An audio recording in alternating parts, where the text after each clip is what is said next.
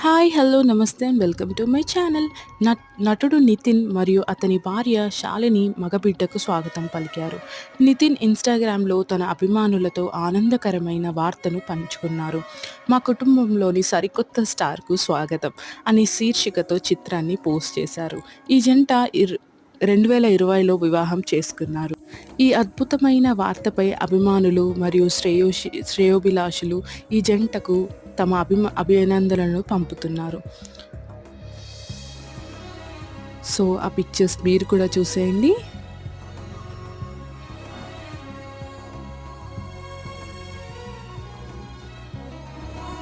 So, thanks for watching my video. Please subscribe, like and share.